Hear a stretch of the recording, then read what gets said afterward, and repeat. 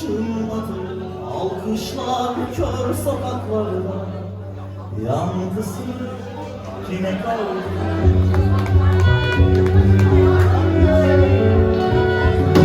Nerede kendini bilmez çocuklar, bir sabah öylece çekip gittiler.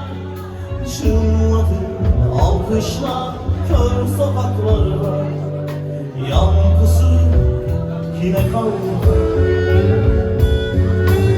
Beraber söyler miyiz?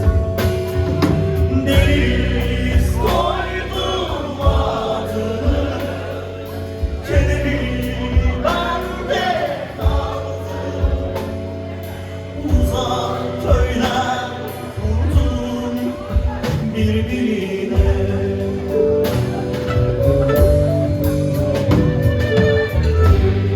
Denizine aldandım,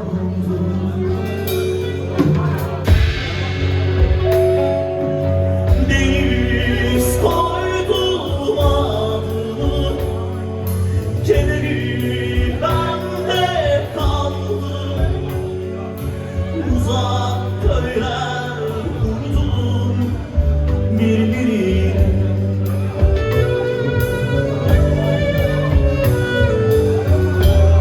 Denizine aldandım.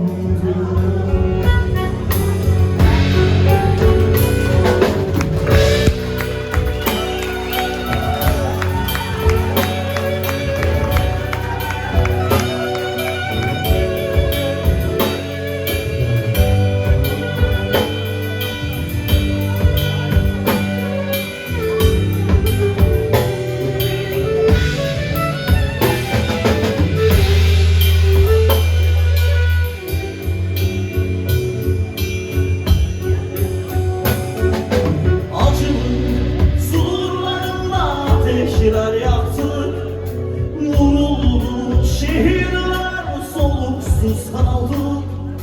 Kendine çekildi bütün zamanlar, gölgeler orada kaldı.